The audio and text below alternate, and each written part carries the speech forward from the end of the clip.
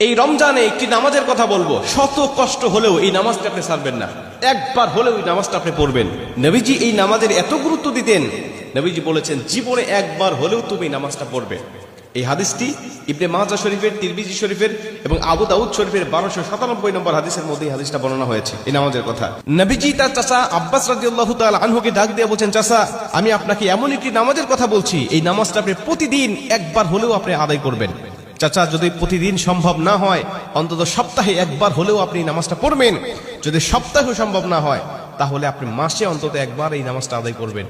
চাচা যদি মাসেও আপনার পক্ষে কষ্টকর হয়ে যায়, বছরে একবার পড়বেন। যদি বছরেও না পারেন, জীবদ্দশায় অন্তত একবার হলেও নামাজটা পড়বেন। কারণ এই নামাজটা এত পাওয়ারফুল নামাজ। এই নামাজটা আদায় করার কারণে আপনার প্রকাশ্যে অপ্রকাশ্যে যত গুনাহ করেছেন, আপনার ইচ্ছায় অনিচ্ছায় যত গুনাহ করেছেন, আপনার অতীত জীবনে যত গুনাহ করেছেন, সব গুনাহ আল্লাহ আপনাকে ক্ষমা করে দিবে। চাচা এই নামাজটার নিয়মটা একটু ব্যতিক্রম। এই নামাজটাকে বলা হয় সালাতুত তাসবিহ। এই নামাজের মধ্যে অতিরিক্ত কিছু তাসবিহ পাঠ করতে হয়।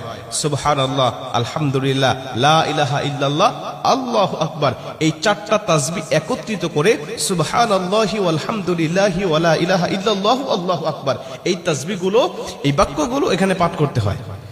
4 রাকাত বিশিষ্ট এই নামাজ সালাতুত তাসবিহ 4 রাকাত পড়তে হয় এক নিয়তে।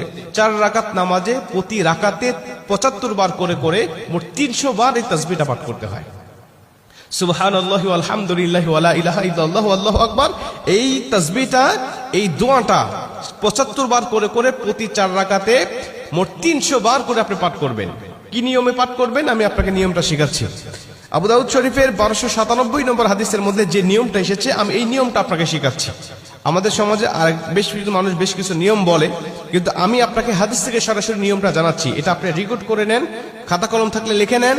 প্রয়োজনে এটা যত সোশ্যাল মিডিয়াতে যাবে, ফেসবুক ইউটিউবে যাবে, এটা আপনি সেভ করে নিজ আইডিতে শেয়ার করে রেখে দিবেন, যাতে আপনিও শিখতে পারেন, অন্য মানুষকে শিখাতে পারেন। আপনার শেখানোর কারণে কেউ যদি নামাজটা আদায় করতে পারে, ও যে সওয়াবটা অর্জন করবে, সওয়াবের একটা অংশ আল্লাহ আপনার আমলনামায়ও দান করবে। এজন্য এগুলো মানুষের কাছে ছড়িয়ে দিবেন যত সম্ভব হয়। আপনি প্রথমে যখন নামাজটা শুরু করবেন, নিয়ত করবেন নফল নামাজের নিয়ত করে অন্যান্য নামাজে যেভাবে সানা পাঠ করি আপনি সেভাবে সানা পড়বেন। অন্যান্য নামাজে যেভাবে সূরা ফাতিহা পড়ি ওভাবে সূরা ফাতিহা পড়বেন। অন্যান্য নামাজে সূরা ফাতিহার পরে যেভাবে সূরা মিলান ওইভাবে সূরা মিলাবেন। সূরা মিলানোর পরে রুকুতে যাবার আগে দাঁড়ানো অবস্থায় আপনি 15 বার এই তাসবিহটা পাঠ করবেন। সুবহানাল্লাহি ওয়াল হামদুলিল্লাহি ওয়া লা ইলাহা ইল্লাল্লাহু আল্লাহু আকবার, এই তাসবিহটা পাঠ করলেন 15 বার।